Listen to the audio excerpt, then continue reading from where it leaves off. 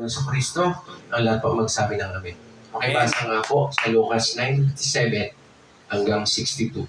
Samantalang sila'y naglalakad, may isang lalaking lumapit at nagsabi kay Jesus, "Sumunod po ako sa inyo kahit saan kayo punta." Sumagot si Jesus, "May daga ang asong gubat at may pugad ang mga ibon. Ngunit ang anak ng tao ay wala man lamang kapahingahan." Sinabi na sa isa, "Sumunod ka sa akin." Ngunit sumagot ito, "Panginoon, hayaan po muna ninyong maipalibing ko ang aking ama." Sinabi sa kanya, "Hayaan mo na ang mga patay ang maglibing sa kanilang mga patay. Ngunit humayo ka at ipahayag mo ang kaharian ng Diyos." Next.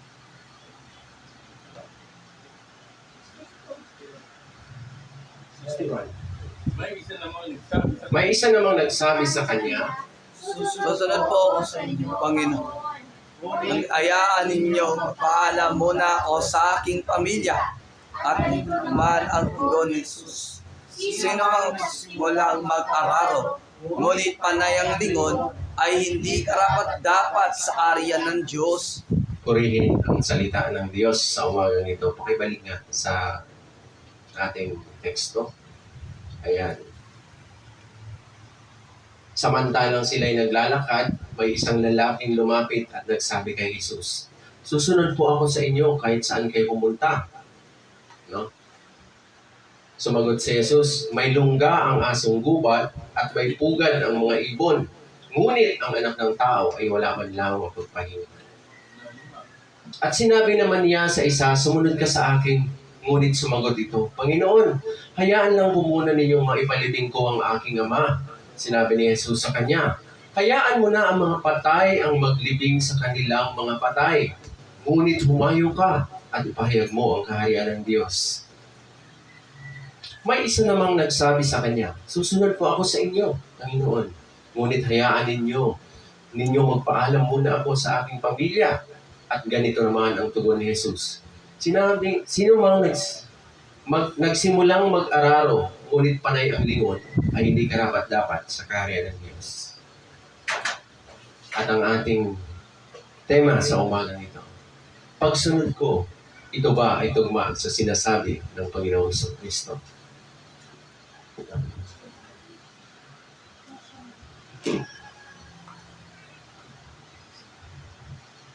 Base sa ating teksto, there are 3 potential Christ followers.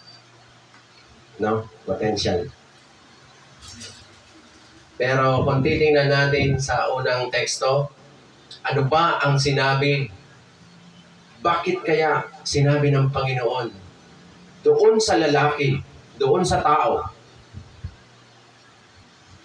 Nung sinabi ng tao na susunod po ako sa inyo kahit saan, bakit iba ang sagot ng Panginoon? No? Bakit kaya iba ang naging tugon ng Panginoon sa taong iyon? Na samantalang, pag tayo ay, kung kunwari sa atin na lang, "Kapatid, sama ako sa inyo, susunod ako sa inyo ha." At sabihin mo agad, "Sige, sunod ka na lang." Pero kung titingnan mo sa teksto, iba ang sagot ng Panginoon. Ano kaya ang nasa isip ng Panginoon? O ano ang kanyang nais ipahiwatig? Bakit itong sagot niya ay hindi agad sinabi doon sa lalaki o doon sa tao na, "Halika, sunod ka kaagad"? Pagkos ano ang sagot niya? May lungga ang asong gubat at may pugad ang ibon, ngunit ang anak ng tao ay walang mapagpahingahan. Ano ang pinupunto ng Panginoon sa taong ito kung susunod siya ng mga oras na yon? Mga kapatid, sa ating paglilingkod, marami tayong nararanasan. Di po ba? Ngayon, ang punto ng Panginoon, kung susunod ka sa akin, ito ang mararanasan mo. Maaaring ma-embrace o ma-experience mo ang poverty, ma-experience mo ang hardship at persecution. Am I right, mga kapatid? sa ating paglilingkod, yung lahat ng yon, may experience mo. Yun ang punto ng Panginoon. Sige nga, susunod ka sa akin, ito ang mararanasan mo. Tandaan natin, itong teksto na to, mayroong 3 karakter dyan. 3 karakter na susunod kuno sa Panginoon. No? Mga kapatid. Kaya ang punto ng Panginoon, kung susunod ka sa akin, ganito ang mararanasan mo. Kaya, ang tao ngayon, mahirap maakay. Lalo pat, kung ang sasabihin nila, o kahit pa nga Christian ayaw ko sa simbahan na yan kasi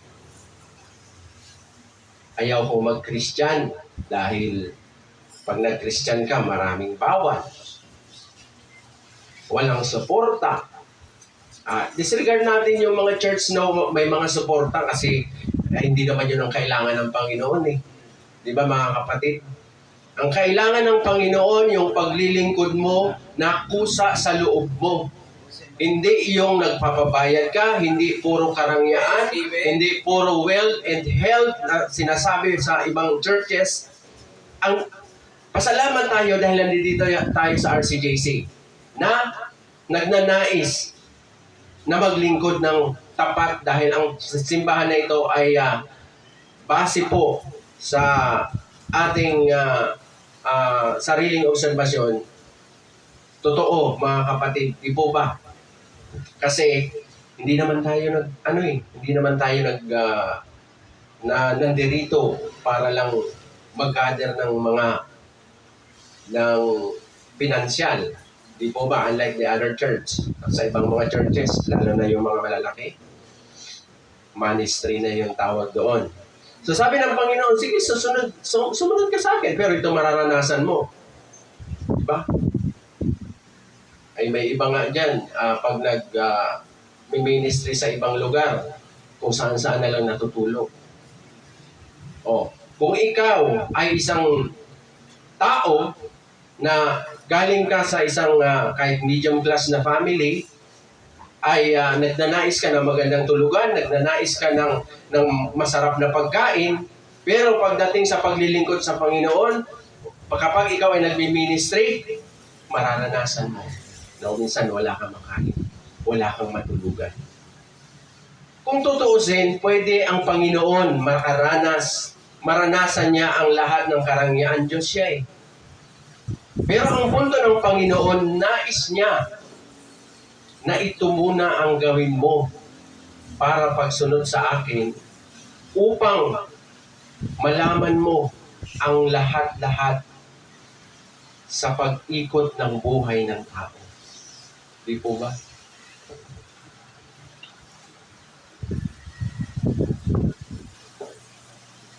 So, yung unang tao, maaaring ang kanyang naging tugon, huwag muna, Panginoon. Kasi wala ka palang matulugan. Minsan wala kang makain, tapos pinipersecute ka pa. Di ba minsan ganon ang tugon ng tao? Pati pa, yung mga nagki-Christian-Christianan na hindi walang katapatan dahil takot. Next. Yan yung unang character, blinded by fear. Takot siya Di ba? Wala siyang kaalam-alam na ang Panginoon mismo ang nagtawag sa kanya.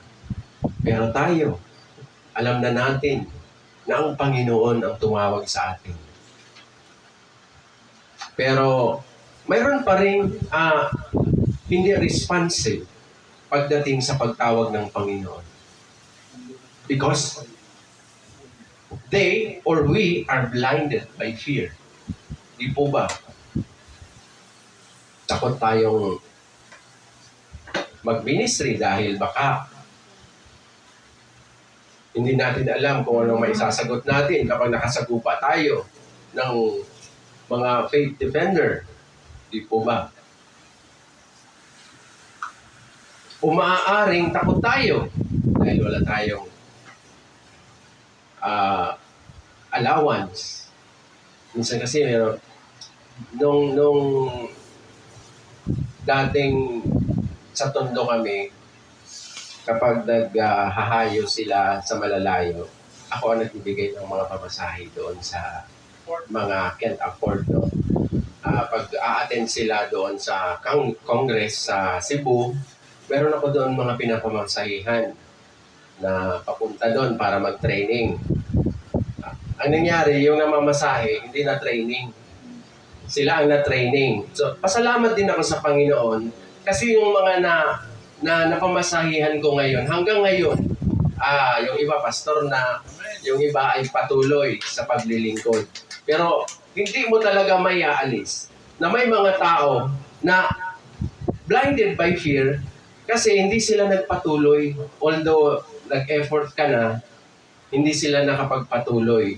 Dahil siguro mayroon silang takot na nararamdaman. Maaaring ganon dahil kung wala kang takot, kung iisipin mo ang kabutihan ng Diyos, kung iisipin mo ang gagawin ng Diyos sa iyo, pagpapatuloy ka sa paglilingkod. Di po ba? Yan. Potential yan. 3 characters of excuses. Potential sana yung tatlo na yon. Next. Insecurity. Sinabi niya doon sinabi ng pangalawa, ano sabi ng Panginoon sa kanya? Sumunod ka sa akin. Sabi niya, ay, uwi muna po ako, Panginoon, kasi ipalibing ko muna yung aking ama. Balit naman yung reason niya, di po ba? Pero sa Panginoon, ano ang punto ni Christ nung time na yon? Halimbawa,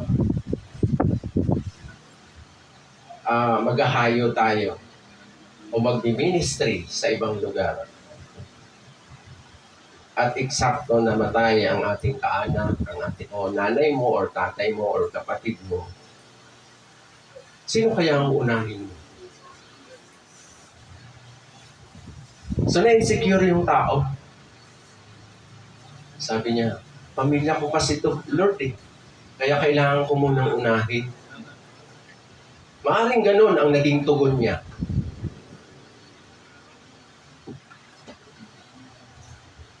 So sa pangalawang karakter, mas nauuna niya yung family. Di po ba? Kaya minsan, yung iba wala dito dahil baka may party doon, may birthday celebration doon, may ikakasal doon. Kaya sumali pa man din yung mga okasyon na medyo katulad ng binyag sa ibang, di ba? Ikakasal, tinataon nila yan ng linggo. Kasi, Lord, minsan lang ikasal to kailangan ma-attend ako. Mga ganun yung reason. So, napa-priority yung family. Hindi naman po masama dahil ang tao, nasa Bible naman na kailangan din natin na yung pamilya ay kailangan hindi masira sa paglilingkod. Kasi meron dito na taga-RCJC dati, pastor siya. Pero wala na ngayon. Wala na.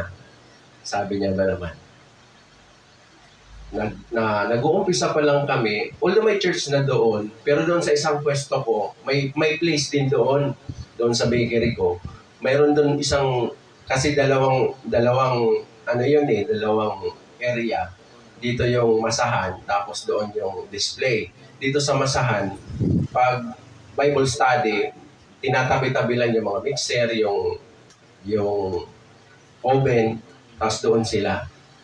May nag-attend doon na kapitbahay namin. Tapos, yung pastor, sabi niya, ba't nung nakaraan wala ka? Sabi niya, kasi, pastor, yung asawa ko nakakainis parang ayaw akong patingin. Alam mo yung response ng pastor? Kung hadlang ang asawa mo, iwanan mo. Dinagulat ngayon yung tao. Nagulat yung babae. Sabi niya, ba't gano'n? Sabi niya gano'n. Asawa ko kaya yun. Kayo, mga kapatid, kung tatanungin ko kayo ganun, ang sasabihin ng pastor, di ba mag-iiba ang pananaw mo? So, hindi nagpatuloy. Kasi sa sinabi na yun ng pastor, na ano siya eh, kumbaga, anong tawag dito na tisod. Dahil ganun pala dyan sa church na yan, kapag may hadlang pa lang yung asawa mo, iwanan daw. Naman. Diba? Wala pa nga, iwanan na yun. Wala pa nga, iwanan agad eh. No? Oo ba siguro kay Kristo? Walang problema sa paglilingkod mo kung kahadlangan ka ng asawa mo. Pero, hindi ibig sabihin na iwan mo agad. Hindi ka dapat agad na sasabihin mo, lalo pa bago yon ay iwanan agad. Hindi, mga kapatid. May nais lang ipunto ang Panginoon. Dahil sa paglilingkod, kasama naman ang pamilya eh. Hindi mo agad mahihila o hindi natin agad tatangay yung ating mga kapamilya agad-agad. Kasi process yan eh. Kapag maglingkod tayo, halimbawa tayo lang ang una sa paglilingkod, tayo lang ang naging unang Christian, daanin natin sa maayos na usapan. At kapag nakita ng Diyos na sincere ka naman, hindi maaaring hindi ka niya tutulungan. So na-insecure yung pangalawa. Bakit? Sino ba unahin ko? Yung patay o ikaw, Panginoon? Maaring ang naging tugon ng tao ay yung pamilya mo. May naalala akong kwento sa Cebu, no? Sunday din yun. Yung kanyang magulang, yung kanyang nanay ay bedridden na din. And madaling araw, nung magpapakain yata sila or magtitake ng medicine, nakita niya hindi na siya gumagalaw. Kumbaga, to make the long story short, nalaman niya, patay na yung nanay niya yata yun. Pastor din to eh, babae. Ang ginawa niya, tinabunan niya lang muna ng kumot. Mag-uumpisa na yung service ng Sunday.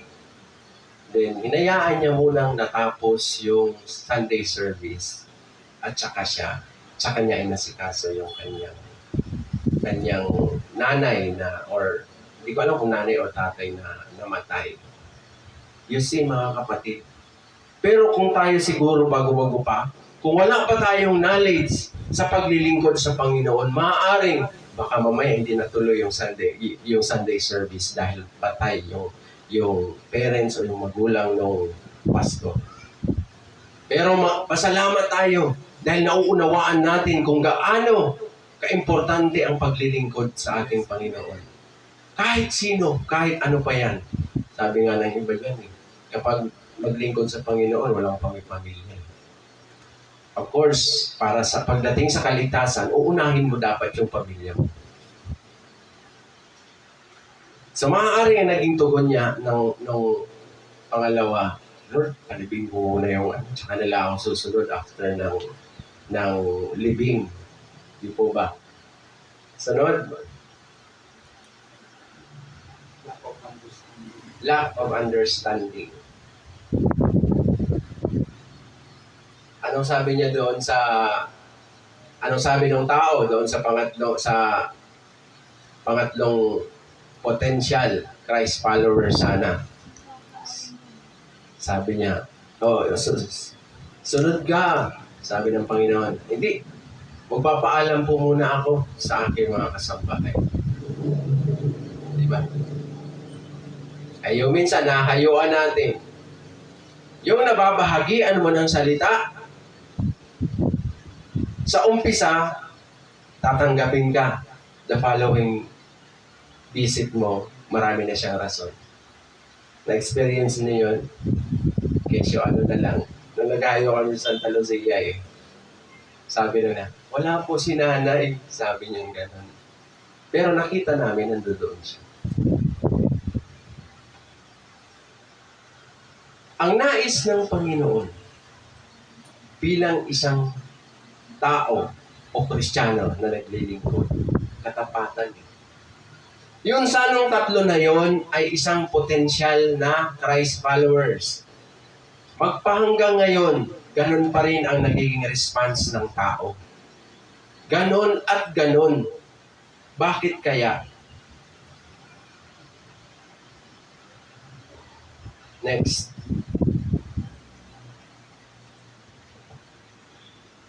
Napakaraming tao ngayon ang nagsasabing sumusunod sa Panginoong Jesucristo. Marami dyan. Pag sinabing sumusunod, sige, oo, sumusunod. Pero, tingnan natin kung ang ginagawa ba nating pagsunod ay tugma sa sinasabi ng Panginoong Jesus. Next. Follow me. Remember mga kapatid, sa ating teksto, ang speaker dyan ay ang ating Panginoong Jesucristo. At ang nagsabi ng follow me ay walang iba kundi si Christ.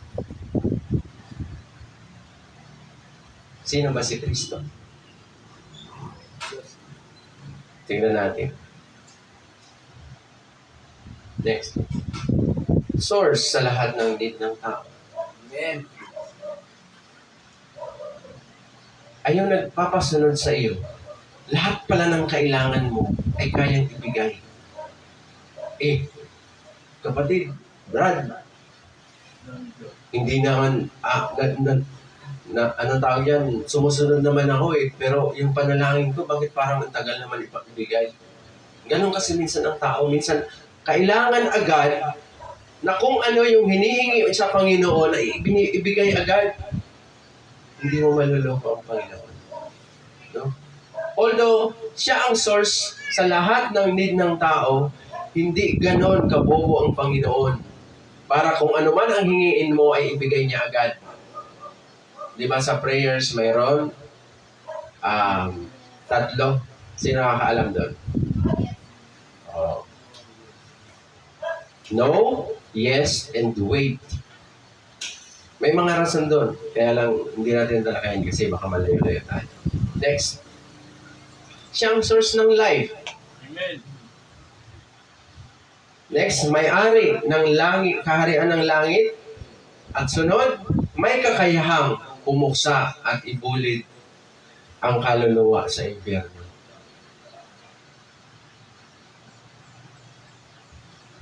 Tingnan mo yung susundan natin.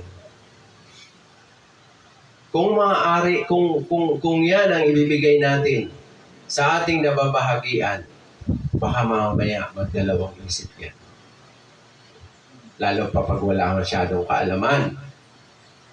And of course, sa ating hinahayuan, hindi agad-agad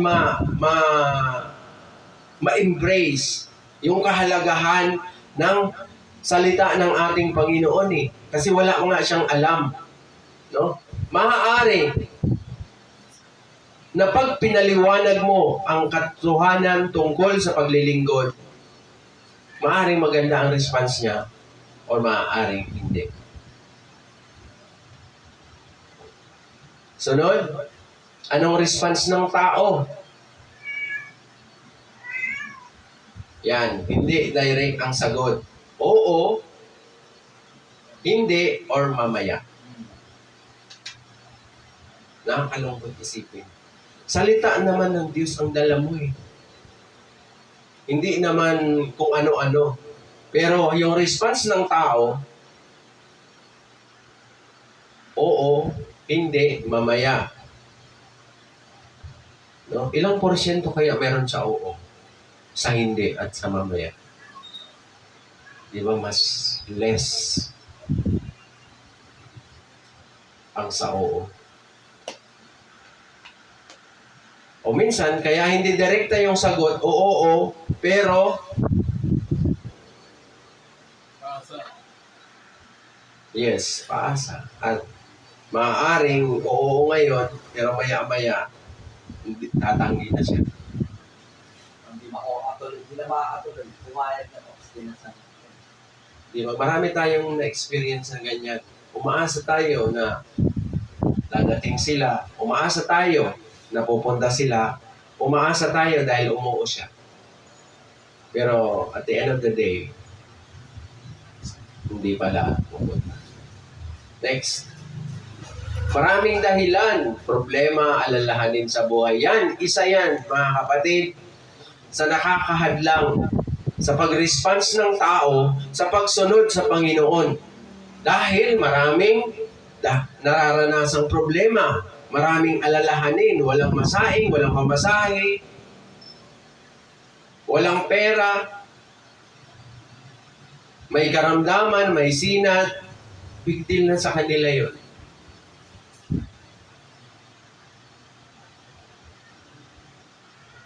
Samantalang yung nagtatawag, pwede kanyang pagalingin. Amen. Pwede kanyang bigyan. Mayroon niyang kwento na, Lord, sige, ito na lang talaga yung tithes ko. Talagang obligado kay kasi utos yun eh. Bahala ka na kung makauwi ako o hindi. Sabi niya gano'n. Sincere siya. Paglabas niya, may ginamit agad ang Panginoon. Tingnan niyo yung kabutihan niya. Pero kung magbibigay ka sa Panginoon na nagmumurmur ka pa, wala. Baka mas lalo ko pang mawalan. Kaya ang response ng tao sa paglilingkod, isa na yung problema at yung mga alalahanin. No? Next. Kulang sa kaalaman kung ano ang kayang gawin ni Jesus. Maaari. Dahil kung may kaalaman ka, kung although ang tao no, alam naman ganyan eh. Si God kaya naman niyang ganito, ganyan, ganyan. Pero pag sa kanya na, pag sa personal niya ng buhay, doon mo mararanasan. Doon mo makikita kung ano ang magiging totoong response niya. Although sinabi niya yan eh. Di po ba? Yan karaniwan ang response ng tao. Ano naman kaya ang response ng Panginoon?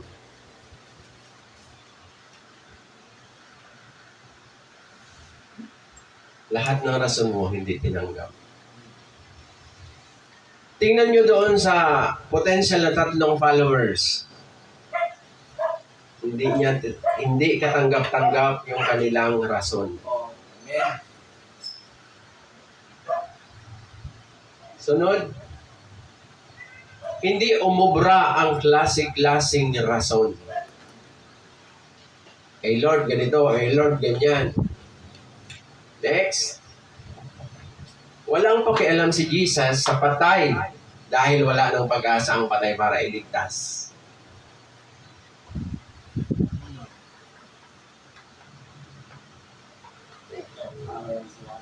Next. Lahat ng rason ni-reject ni Jesus. So, wala yung rason. Di po ba? No.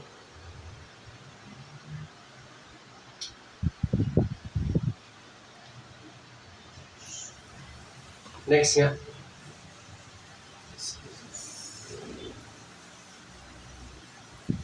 Ating tandaan mga kapatid, kung sila ay hayagang nakita si Jesus ng harapan o ng personal, ngunit nagdahilan pa, how much more kaya yung hindi nakakita ng personal sa Panginoon? Biruin nyo, no? Ang Panginoon mismo na ang kaharap mo, pero nagdahilan pa sila. Ay lalo na yung mga hindi nakakikita o hindi nakita ang Panginoon. Di ba? Sinabi nga yan sa Peter na noon pa naman sinasabi na babalik siya pero hanggang ngayon di pa rin bumabalik. Nagkamdamatay na lang yung aming mga ninuno. Parang hindi naman yata totoong babalik siya. Di po ba? So, ibig sabihin, ang punto lang dito mga kapatid, kahit pa siguro ang Panginoong Jesucristo sa panahon natin ngayon ay bumaba upang mag-akay ng maraming tao, wala siguro siyang, kunti lang siguro ang magre-response. Dahil puro rason when it comes sa paglilingkod sa Panginoon. Yung excuses, mayroon tayo yan, some good and some bad. Di po ba? Ano yung good na rason? Halimbawa, kapag naman ay na-assign ka na mag-praise and worship, na-assign ka na mag-preach sa harap, pero namamaos ka. Alangan naman na mag-praise and worship at mag-message ka o mag-preach ka dito sa harap na namamaos ang boses mo. That's the good reason, excuse. Oh. They represent the choices we make by justifying the reason behind our actions. Therefore, we must be wise to quickly discern what our true heart reflects, to discern whether we fall victim to rationalizing or pangangatwiran. Diba? Naunawaan po natin, mga kapatid. Baka sige na lang tayo ng pangangatwiran sa ating paglilingkod sa Panginoon. Hindi natin namamalayan na yung excuses pala natin ay hindi na maganda sa Panginoon, ang dating sa Panginoon. No? Dahil kulang tayo sa application. Di po ba? Our lack of biblical application or whether we have learned to die to excuses and obey the teaching of our Lord and Savior. Yan ang sinasabi, nalusot kahit isa. So wala wala nang excuse sa paglilingkod. O sige pa rin ang pangatwiran natin. Di ba?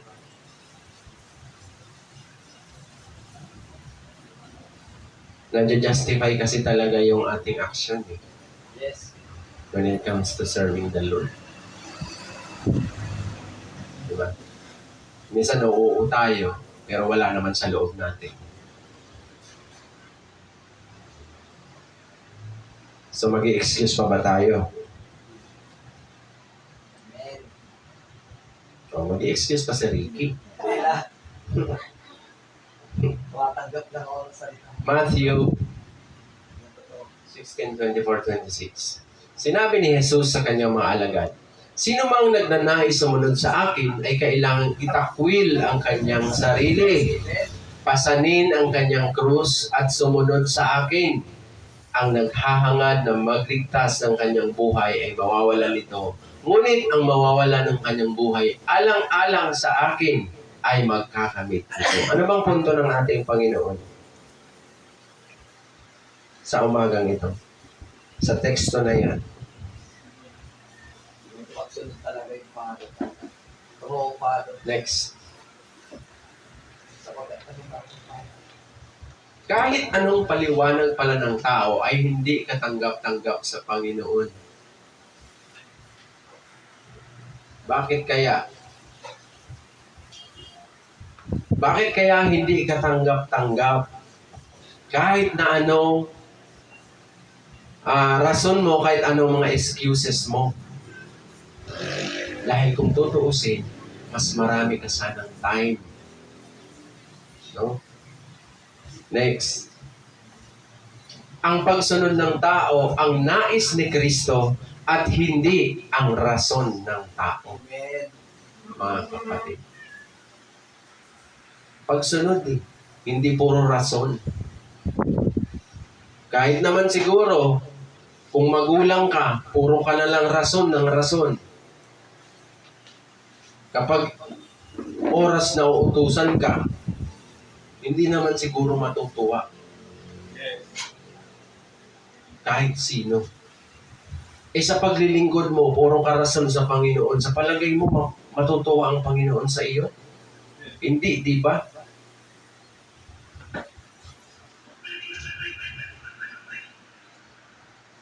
Sunod, ano ba ang tamang pagsunod? Romans chapter 12 verse 2. Huwag kayong makiayon sa takbo ng mundong ito. Sa halip, hayaan ninyong baguhin ng Diyos ang inyong pag-iisip upang maunawaan ninyo ang kanyang kalooban. Sa gayon, magagawa ninyo kung ano ang mabuti, kalugod-lugod at ganap na kalooban ng Diyos. Una dyan, unahin mo ang Panginoon sa buhay mo. Amen. Nauuna ba natin ang Panginoon sa buhay natin? O sometimes lang nauuna ang Panginoon? Kadalasan hindi. Yes, mga kapatid, mabigat ito. Kung totoo kang naglilingkod, yung mensahe dito sa Romans chapter 12 verse 2, mabigat yan. Lalo pa pag nasanay ka, mayroon kasing mga Christian na hindi pa rin maalis yung kanilang dating kinagisnan. No, nag-celebrate pa rin ng mga kung ano-anong okasyon na galing sa pagano. Diba? Next. Iwanan mo ang lahat ng hadlang sa pagsunod. So, kahit tama bang iwanan yung asawa dahil hadlang yung asawa? Ay. Sino mang hadlang? Pamilya mo? Unang-una kasi sa ating paglilingkod, ang magpe-persecute sa'yo o ang hadlang sa'yo ay pamilya mo. Yes. Lalo pat may negosyo ka, lalo pat may trabaho ka, o mas malaki yung kita pag mga weekdays or end of the week. Malaki yung porsyento niya, yung percentage sa sahod. Kahit na sa mga negosyo, mas matao ang palengke, mas matao ang mall, mas matao ang mga pasyalan. O, sa pasyalan, marami kang mamimili doon. Maraming laro doon. Maraming mga rides, mga games. Pero pagdating sa simbahan, o konti lang ang laman.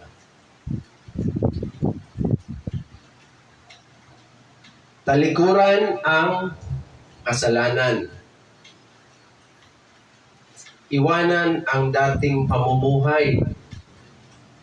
Huwag makiayon sa takbo ng sanlibutan, katapatan at kabanalan. Pagsunod sa lider ng simbahan na ipinagkatiwala ng Diyos. Nagagawa naman natin yan. Kaya lang, minsan, meron palang hindi maiwasan sa paglilingkod natin. Di po ba? Hindi naman kasi puro hayahay. At hindi rin naman puro kapighatian. Kumbaga, nasa neutral lang ang ating paglilingkod. Hindi yan ang nais ng Diyos. Pero ano ba ang karaniwang pagsunod o kadalasang ginagawang pagsunod ng tao?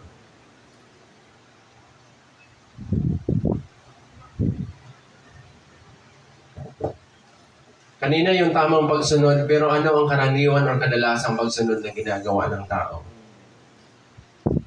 Hindi inuuna ang Panginoon. Kadalasan or karaniwan? Di po ba? Yung iba nagagawa pang mag-relax sa sarili. Pero pagdating sa paglilingkod, dahil napagod, hindi na makapunta. Maaari siguro hindi pa niya masyadong naunawaan kung paano ang paglilingkod. Dahil hindi naman niya isinasabuhay. Sunod, Sumusunod nga, pero gumagawa pa rin ng kasalanan. Bakit kaya? Dahil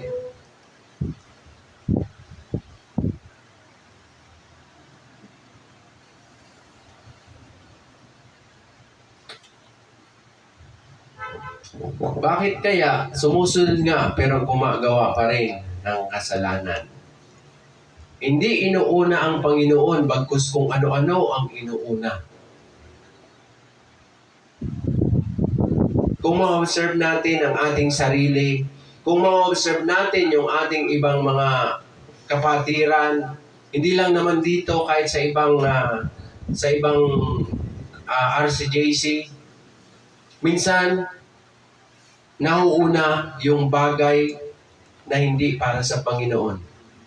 Minsan, sumusunod nga, pero gumagawa pa rin ng hindi karapat-dapat sa Panginoon. Why? Christian man sana. Next. Sapagkat our mind will never be renewed if they are cut off from hearing the truth of God's Word. Because excuses flourish in an environment where accountability is absent. Totoo mga kapatid. Kapag hindi mo iniala yung sarili mo para sa Panginoon, puro ka na lang excuses, excuse. Hindi tayo makakasunod. Hindi natin maitutugma yung tamang pagsunod na gusto ng Panginoon. Wala kang accountability. Kung baka hindi mo iniala yung sarili mo.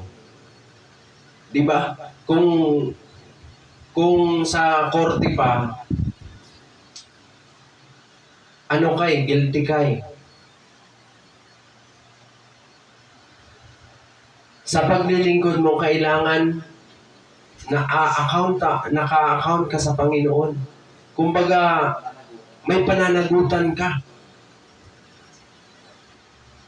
Ay minsan sa ating paglilingkod, puro tayo excuse dahil maraming nauuna. Minsan magbahagi ng salita, maraming excuse. Minsan utusan ng pastor, maraming excuse.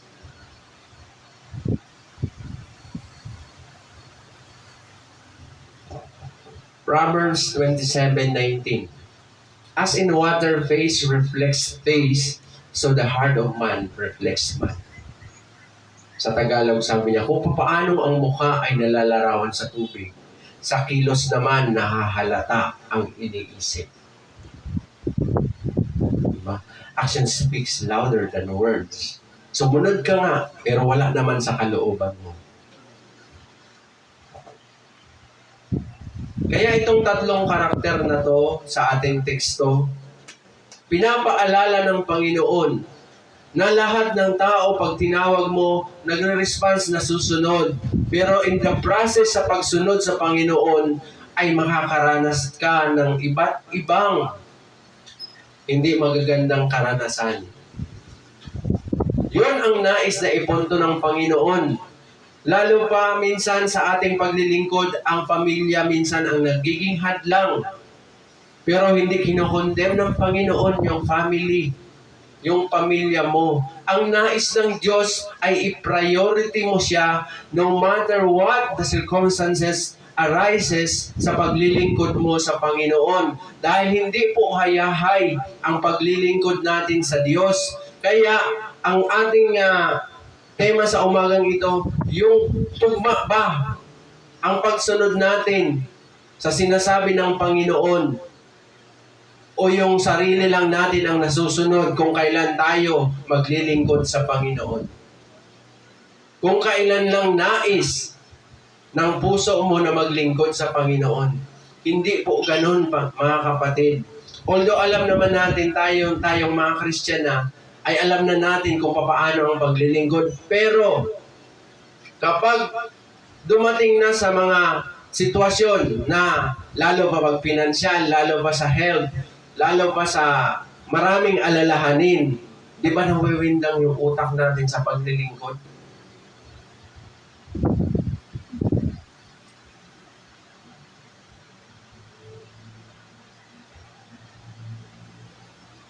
Salamat sa Panginoon. Dahil kahit iilan lang tayo, naunawaan natin ang tunay na pagsunod. Amen. Kaya naman, sana sa ating journey as a Christian, itugma natin yung pagsunod natin sa nais ng Panginoon. Dahil yun lamang po ang karapat-dapat sa kanyang kaharian. Tingnan niyo doon sa huli, sinabi ng Panginoon, kung patuloy ka na nag-aararo at pagkatapos ay lingon ka ng lingon, wala kang karapatan na mag-angkin sa kaharian ng langit. Anong punto doon, mga kapatid? Di ba nais ng Diyos na sa paglilingkod mo, dapat nakafocus ka sa Panginoon. Hindi yung maglilingkod ka ngayon at pagkatapos makaranas ka ng hindi magagandang karanasan, maka-experience ka ng mga gutom, walang pera, o mahirap sa kalagayan mo, hindi ka na maglilingkod. Hindi, mga kapatid. Pasalamat tayo doon sa ating sarili, kahit ano ang nararanasan natin, nananatili ang pagiging malakas natin sa paglilingkod sa ating Diyos.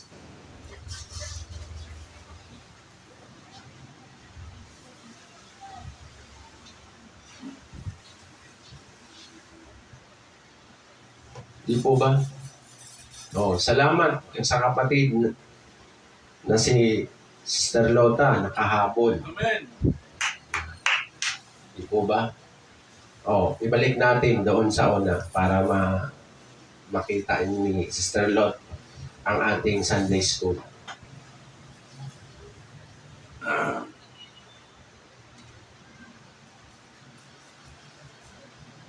Ayan.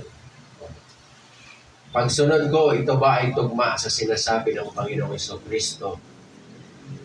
Next.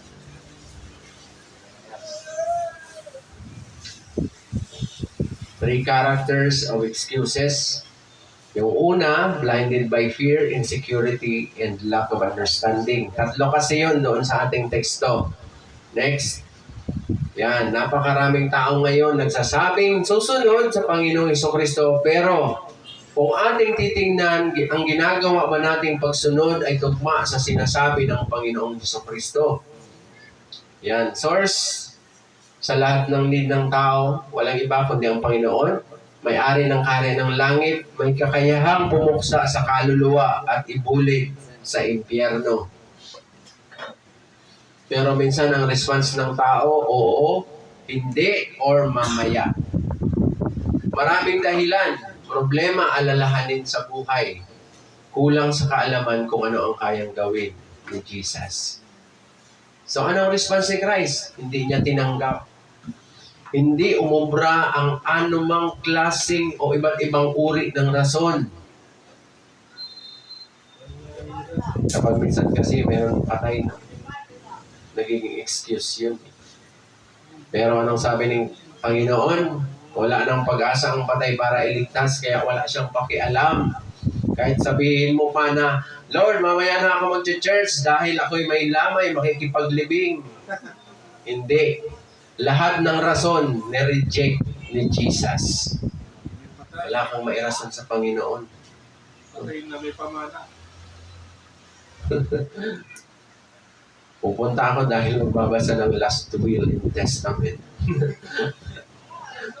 Next. Yan. We all have them. Some good and some bad. They represent the choices we make by justifying the reason behind our action. So, kung ano yung ating kinikilos, yon ang kung ano ang ating nasa isipan o nasa puso, yun ang nakikita sa ating mga ikinikilos. So, therefore, we must be wise to quickly discern what our true heart reflects, to discern whether we fall victim to rationalizing or pangangatwiran our lack of biblical application. or whether we have learned to die to excuses and obey the teachings of our Lord and Savior. So, salamat, no, Sister Lot, nakarating ka talaga kahit late na. Yun ang sinasabi nga kanina at sabi ko na ang Christian kailangan lusot kahit napisag. Gawa ng paraan, gawa ng diskarte para makalusot. Hindi lang sa paglilingkod, kundi maging sa buhay, personal na buhay ng tao. Next. Yan. Matthew 16:24-26. Alam na natin yun, mga kapatid. When we serve the Lord, kailangan pasanin natin yung ating sariling krus. Huwag nating ipapasan sa iba. Next.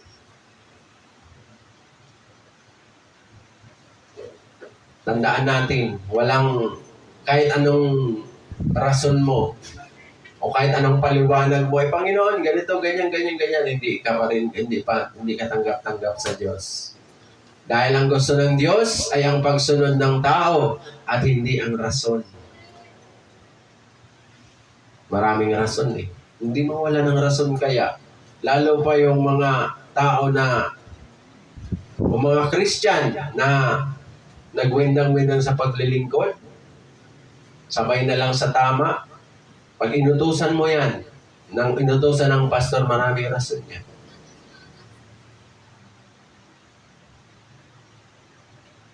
Ang pagsunod ng taong nais ng Panginoon hindi ang rason. Next. Yan yung tamang pagsunod. Romans 12:2. So nagagawa naman natin yun. Yung iba minsan sa atin ay sumasala pa rin. Selective. Unahin ang Panginoon sa buhay. Do we love God nga pala? Amen. Yes, amen. Hallelujah. Amen. Marami naman pag sinabi ng may nagtanong, lalo na sa Facebook, no? Makikita mo, if you love God, pag sabi ka ng amen, so daming mga type amen. Pero yung puso kaya nila, di po ba? Iwanan mo ang lahat ng hadlang sa pagsunod. Talikuran ang kasalanan, iwanan ang pamumuhay. Ang dating pamumuhay, huwag makiayon sa takbo ng sanlibutan, katapatan at kabanalan, pagsunod sa lider ng simbahan na pinagkatiwala ng Diyos. Yan, 7 yan mga kapatid. Although, nasusunod naman natin yung karamihan dyan. Pero mayroon pa rin ilan-ilan dyan na nagagawa natin. Tama. Tama. Hallelujah. So, hindi iyon ang tamang pagsunod. Dapat yung tugma sa Panginoon dahil yun ang kanyang nais. Dahil kung titingnan natin doon sa kanyang teksto sa Lucas, mabigat yung pahayag ng Panginoon sa huli. Ang sinuman na nagnanais sumunod sa akin at nag-aararo at palinga-linga o patingin-tingin sa likuran ay walang karapatan sa aking kaharian. Oh.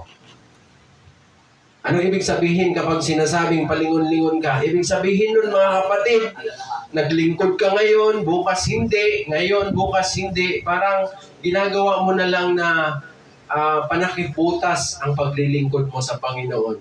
Kung kailan mo lang nais, anong sabi ng Panginoon? Mabigat yun. Wala kang karapatan. Hindi mo mai-inherit yung kaharian ng langit. Next.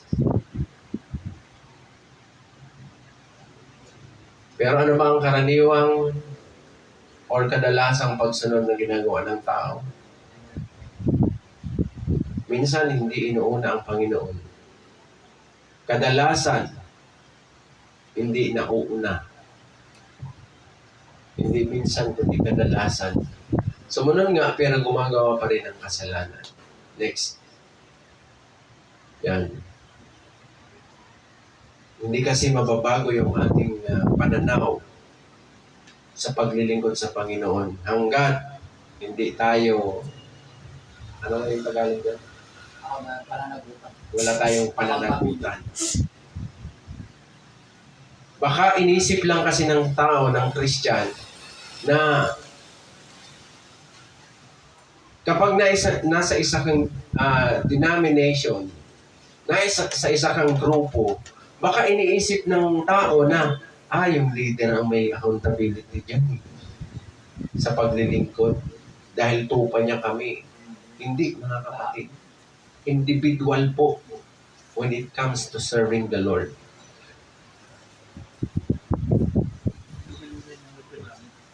Sa mundong ito, napakarami talaga ang pwedeng irason ng tao. Pero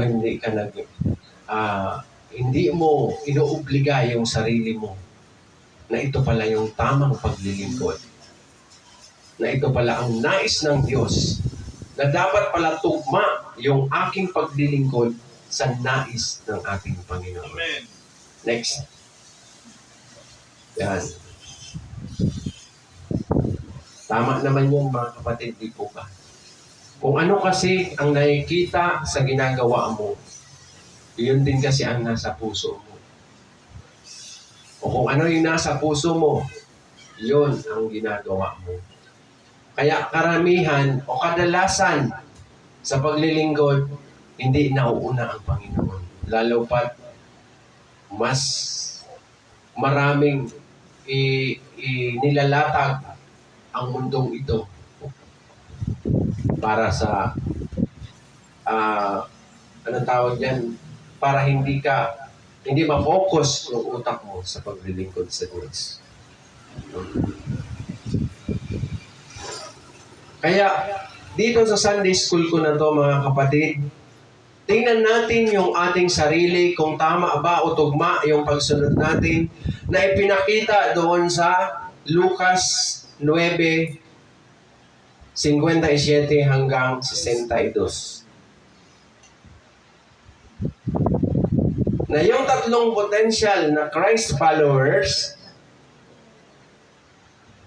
ay kung yun ba ay nagagawa natin or i-compare ba natin yung ating sarili minsan sa teksto na yon? Aminin man natin sa hindi, mga kapatid. Minsan nagagawa natin yun. Pero ito ang delikado dahil hindi daw pala karapat-dapat sa kaharian ng Diyos ang mga ganong klaseng paglilingkod o pagsunod sa ating Panginoon. Kaya isipin natin mabuti, itatak natin sa ating isipan na ang paglilingkod pala dapat tugma doon sa sinasabi ng Panginoon. Amen, mga kapatid?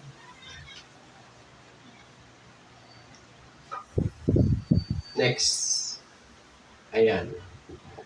Ang pagsunod sa utos ng Diyos ay parte na ng buhay ng isang Christian.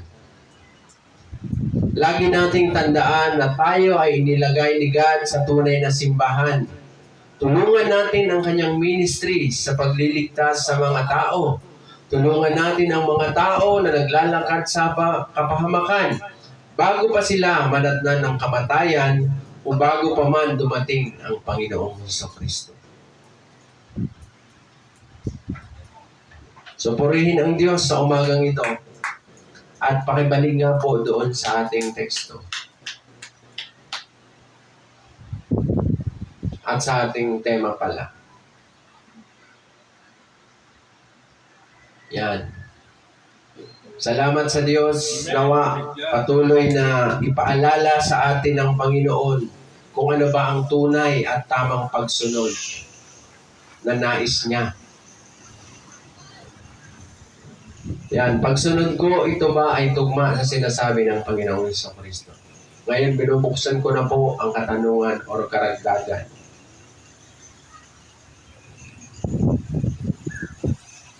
Naunawaan po ba yung tamang pagsunod at paglingkod sa ating Panginoon? Mga kapatid, naunawaan po ba? Yan. May tanong po ba tungkol doon sa ating Sunday School?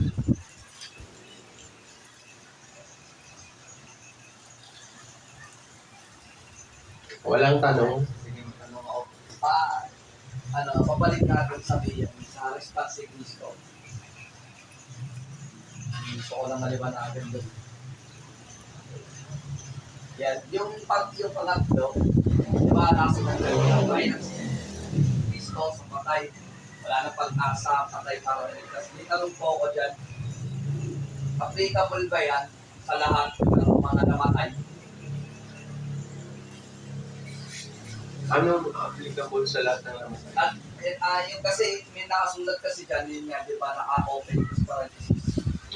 Pagpatay na, wala nga bang ano yun, wala nga bang talagang, confirm ko lang kung wala nga pa talagang paraan na iligtas yun ng Panginoon. Ay, wala na po. Hindi, sige, follow-up question. Paano yun kung Krista naman yun? Hindi ako focus dun sa sinabi na na alalahanin yung kasi yun, di talaga tatanggapin ni Krista yun. Kasi di ba, ang alam kasi natin, may mga namatay kasi di ba pa kay Kristo. Pero, at meron din naman di naman natin pwedeng i-blame din yung mata o nakatanggap pa yung Kristo bago yung namatay, whatever. May mga ganung background din. Naisip ko lang, at natanong ko yan, is,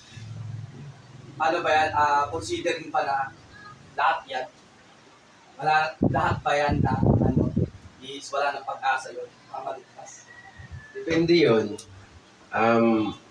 Kung ang namatay ay nakatanggap at nagpatuloy sa paglilingkod hanggang inabutan siya ng kamatayan, panigurado yung kapatid maliligtas. Di ba sinabi ng Panginoon dyan kanina na ang naglilingkod na palinga-linga o palingon-lingon ay walang bahagi o walang karapatan sa aking kaharian. At kung titingnan mo sa ating conclusion, makikita mo doon na dapat ang tao habang buhay pa, kailangan makarinig ng salita ng Diyos bago pa siya madatnan ng kamatayan. Ngayon yung tanong mo ay na-Christian man siya at kung halimbawa nga nakatanggap at nagpatuloy sa paglilingkod, panigurado yun. Kung buong puso yung kanyang paglilingkod, walang tanong dun mga kapatid. Kapatid, walang tanong na hindi siya maligtas. Kasi nagpatuloy. Dito dagdag na lang. Salamat sa Diyos kasi iniwalagan daw sa part na yun. Baka kasi pag pinasa yun, hindi kasi yung yun lang na ko, kumbaga, Yes, maging optional ko. sa iba kasi, kapag binasa ng gano'n, magiging ang lalabas is unfair ang ating Panginoon dahil patay yun pamilya mo yun Di ba kung ikaw yung panganay, ikaw nakaatas sa iyo yung responsibilidad sa pagpapalibing doon, sa pag-a-arrange ng service doon. Pero anong sabi ng Panginoon? Hayaan mo na, ipalibing yan sa mga patay. Anong sinasabi sa mga patay? Yung mga patay na tao, maglilibing din ng patay? Hindi. Yung mga patay, yung pananampalataya, patay sa Panginoong Hesukristo, patay yung kanilang paglilingkod, ipaubaya mo yun dahil yun talaga ang gusto nila Kaya nga yung mga naglilibing dyan na nauuna, di ba minsan wala sila linggo. Kasi, makipaglibing ako kay kumari kasi kumari ko mabait pa man din yun. Ganon. Ay, salamat kay God kasi medyo yun paliwanag na siya yung mind yun. Hindi kasi ibig sabihin na yung sa paglilingkod natin ay, di ba minsan hadlang yung family. Minsan, yung sitwasyon, katulad nga yung kanina sa pangalawang karakter, patay daw yung kanyang ama. Ipapalibing daw muna. Pero sabi ni God, salika, sumunod ka sa akin. Lord, hayaan po muna ninyo akong umuwi para ipagpalibing ko ang aking ama. Hindi valid kay God yun. sa Batawid yun, nagdag ko na lang din yung salamat kay God kasi dahil nga na laging sinasabi ni God yung pagsunod kasi para sa kanya talaga, yung talagang nakaluto is boy. Yung katulad na lang yun na, yung nakita ko kasi talaga kung ako, halimbawa, senaryo na lang, ako mismo yung nagsabi ng ganun, tumanggi talaga ako. At syempre, magiging kahantungan ko yung kaparusahan na sa impyerno. Bakit? Kasi naituturing pa rin pala ni God na kahit boy ka pa, patay ka na pala sa harapan niya. Yes. Kaya pinutpuwer sa kanya na kung saan, alita sumunod ka. Parang kumbaga, ito na lang yung dapat na option mo na nararapat mong gawin para Yes. sa kaliligtas mo. Pero ang nangyayari, yung alalahanin pa sa buhay, especially yun nga yung pamilya, na para sa kanila mahalaga nga talaga yun. Pero hindi nila alam na yung kausap mismo doon. So, yan salamat. Yes po. Nais ko lang ipabatid mga kapatid na ang punto ng Panginoon dito ay hindi talaga i-condemn yung family mo o yung sitwasyon na mararanasan natin sa paglilingkod, no? But ang nais talaga ng Diyos dito ay i-priority mo siya. Ibig sabihin, gawan mo ng lusot, gawan mo ng paraan kung paano mo paglingkuran ang Panginoon kahit nakalatag yung mga sitwasyon na yon. Di ba? Sa paglilingkod, mayroong hardship, mayroong persecution, mayroong poverty. Lahat-lahat mararanasan mo, pero gagawan mo ng lusot yon para sa paglilingkod sa Panginoon. Hindi yung hinayaan mo ng kainin ka ng poverty, ng persecution, and hardship sa paglilingkod mo at hanggang nabutan ka ng kamatayan na hindi ka na nakapaglingkod. I'm sure, doon ka sa kapahamakan. Dahil sabi nga niya, walang karapatan sa kaharian ko ang mga nag-aararo. Ano bang ibig sabihin? Kapag nag-aararo ka, di ba dapat nakafocus ka doon sa aararuhin mo, hindi yung lingon-lingon ka. The same sa paglilingkod sa Panginoon. Kapag nakafocus ka, may inherit mo ang kanyang kaharian. At yun ang nais ng Panginoon na tugma sa ating paglilingkod sana. No? So, meron pa po bang karagdagan o katanungan? Yes po. Bakit mas yung Roma 12? Tanong ko lang po, Brad.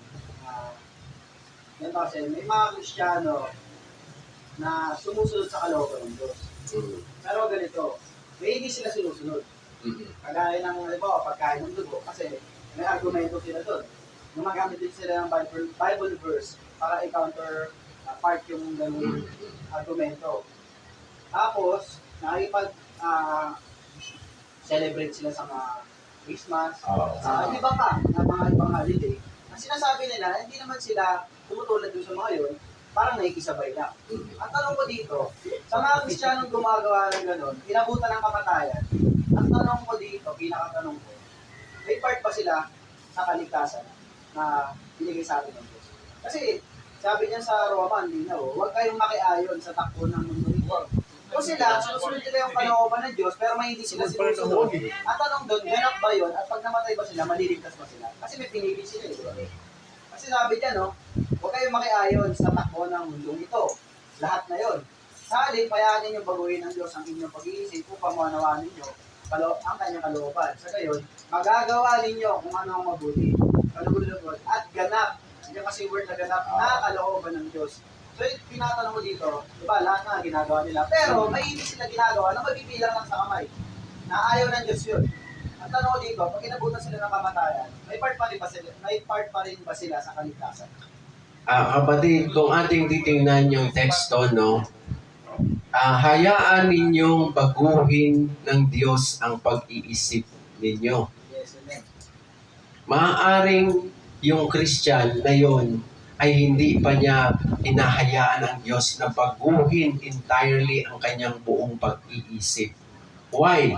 Sapagkat hindi pa rin niya maiwaksi, hindi pa rin niya sa isang tabi, umawala sa kanya yung nakagisnan niya o alam niyo kapatid, mahirap kasi yung na-inform ka na Catholic tapos yung mga celebration na ginagawa ng pagano ay meaningful pa sa atin, ay sa kanila, no? at naabutan ka ng kamatayan,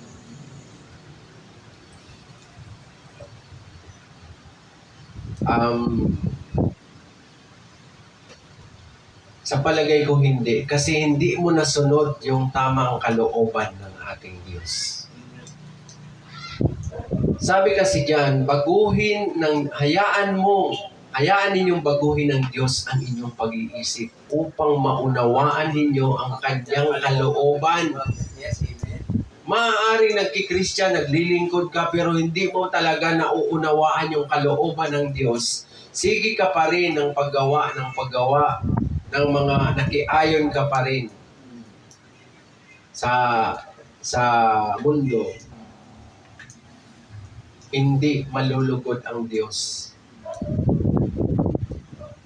Magagawa ninyo kung ano ang mabuti, kalugod-lugod at ganap sa kalooban ng Diyos.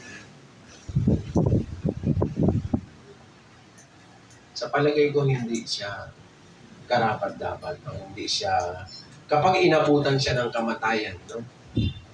Kaya, beware mga kapatid, na sa ating paglilingkod, kailangan, may sinabi nga sa kanyang teksto na when it comes to serving the Lord, paglingkuran mo daw ang Panginoon na ito na ang huling hininga mo o huling sandali mo ng iyong buhay. Ganon dapat ang paglilingkod na di ba ito na yung parang pinaka-dead end mo na, pinaka-deadline na ng iyong gagawin. Di ba parang focus ka na doon sa gagawin mo. Ganon dapat ang gusto ng Panginoon. Sinabi niya doon sa kanyang salita na kung sa paglilingkod daw, kailangan gawin mo na ito nang ito na yung huling araw mo o huling yugto ng buhay mo. O. Kaya, kung halimbawa, naglilingkod tayo na pawindang-windang, maliwanag naman na sinabi ng Panginoon, wala kang karapatan sa aking kaharian. Parang niloloko mo lang ako Di po ba? Maaring nasabi ng Panginoon yun. At yun naman talaga ang lumalabas. Aside from niloloko mo na yung sarili mo, niloloko mo pa rin ang Panginoon sa ating paglilingkod. Pag gano'n ang gano'n. So, mayroon pa po bang katanungan o karagdagan? Ito lang dito. Salamat po sa Diyos sa kasagutan. Tama naman po yun. Kasi ganito, may isa akong kilalang pastor. Nagtatanong ako sa Diyos. Nag-pray ako, pero silent sila doon. Sabi ko, Lord, napunta ba yun sa karya ko? Kasi namatay na siya Ang pagkakaalam ko, huling balita ko, bago siya namatay, syempre kumakain sila ng dugo, celebrate sila ng Pasko, hindi ko sila kinokondem o yung tao na yun. Nagtatanong ako sa Diyos. Kaya bakit ko po na itanong ito? Kasi isa sa mga sa akin, isa sa mga katanungan ko sa Diyos. Hindi sila nasunod na maliit na bagay, Lord. Ang dami nila sinunod. Paano kaya yun, Lord? Naligtas ba sila? Hindi, silent si God. Pero kaya ko na itanong to kasi may napanood ko ako yung isang Christian preacher sa YouTube. Mahilig ko kasi ang manood yun sa mga sila of the Court Ministries, yung iba pa. Isa sa mga sinashare na itong isang Christian na to, Jew. Hudyo. Pero confused siya kung susunod ba siya kay Kristo o hindi. So, ang sabi sa kanya ng Christian is, makikipag-bargain ka ba sa Diyos? Pagka namatay ka ba ngayon, sabi niya, bago yun yung sinabi niya, ang tanong ko sa'yo, pag namatay ka ba ngayon, mapupunta ka ba sa langit o sa impyerno? Sabi niya, sa tingin ko sa langit, sir. Bakit? Bakit mo nasabi sa langit? May nagawa mas marami naman ako nagawa mabuti kaysa sa masama, sabi niya. Sabi niya, alam mo kapatid, hindi rin sinasabi sa kasulatan. Kahit basahin natin yung sa may lumang tipan, hindi natin madadaya ang Diyos. Hindi ka makikipag-bargain sa Diyos na ito yung ginawa ko mabuti, tapos ito lang yung masama mo. Ibig sabihin, lumalabas niyan, nagmamalaki ka sa Diyos. Yes. Pinamayabang mo yung nagawa mo mabuti na hindi naman naaabot sa kanyang kaluwalhatian. So bakit ko natanong yan? Kasi nowadays talaga, yung pagkakaalam ng tao, wala kang natapakang tao, may nagawa kang mabuti. Kahit konti lang ang kasalanan mo, white lies, acceptable ka pa rin daw sa langit. Kaya yun, salamat sa Diyos dahil yung ganyang tanong is nabigyan ng kasagutan para din maliwanagan po yung ulan. So yan, yun lang. Marami po. At saka, mga kapatid, no, kung naalala niyo yung kay Angelica Sembrano, yung, di ba napunta siya sa impyerno? Pagdating kasi sa Panginoon, maliit o malaking kasalanan, still kasalanan. Ngayon, doon sa impyerno, ay meron naman palang mga iba-ibang division doon. Depende kung gaano ang weight ng kasalanan mo. Kaya, yun, halimbawa, kung yun lang naman yung, siguro yung kasalanan mo na hindi nasunod yung kagustuhan ng Panginoon. Halimbawa, yung pagkain ng dugo na pinagbabawal naman talaga mula pa sa Old Testament. Tapos yung pag-celebrate, pakiayon, di ba pakiayon dun sa sanlibutan? Paano mo malalaman yung tunay at kalugod-lugod na kalooban ng Panginoon kung nagpapatuloy ka pa rin sa pag-celebrate ng mga ganong klaseng okasyon? Na wala naman, di ba? Basahin mo nga ang buong Biblia, walang araw ng puso, araw ng patay, at araw ng yung Christmas na yan. Meron kapanganakan si Christ, pero unknown ang kanyang date. Sinabi na rin ng Katoliko yan sa kanilang sermon. Nung umaattend pa ako ng simbang gabi, sinabi yan, sinesermon ng pare niyan. Sa katotohanan daw, walang nakakaalam. So ano ibig sabihin? Ibig sabihin lang nun, mayroong pinagmulan yung December 25, which is hindi galing sa Diyos, kundi galing sa ibang paniniwala, galing sa pagano at galing sa ibang Diyos. Na hanggang ngayon, magpahanggang ngayon, yung tatlong selebrasyon na yon na malalaki na ginaganap ng pagano ay patuloy na nai-embrace ng sangkatauhan, which is ayaw ng Panginoon. So salamat na lang tayo sa social media ngayon dahil kahit papano nagkakaroon na ng konting linaw na itong mga ito pala kapag sinelebrate mo, you are inviting demons. Yun sana ang dapat na ipapaunawa ng leader ng mga simbahan ngayon na tinatangkilik pa rin ang ganoong pagdiriwang. Pero hindi. Pagkos hinahayaan pa nila. So next po, wala na po bang katanungan? Kaya tingnan natin yung ating paglilingkod kung tugma ba talaga sa ginagawa natin sa kagustuhan ng Panginoon. Tandaan natin nasa huling panahon na tayo. Remember na ang Israel ay nasa gera ngayon. Isa na lang ang ating inaantay, ang paligiran siya ng iba't ibang bansa. At sabi ng Panginoon, malalaman nyo na malapit na ang inyong katubusan. At sana masama tayo sa katubusan na sinasabi ng Panginoon. Kaya itugma natin kung tayo ay hindi pa, malalaman naman natin sa ating sarili kung tugma ba yung ating pagsunod na ginagawa sa ngayon sa Panginoon. Kapatid, hindi natin alam kung kailan ang dating niya. Di ba sinabi niya sa kanyang kasulatan, maaaring sa hating gabi, sa umaga, sa hapon, o sa madaling araw. Baka sa biglang pagdating niya, malaman mo na lang pagdilat ng mata mo, wala na pala ang ibang tao na rapture na naiwan ka. So salamat sa Panginoon.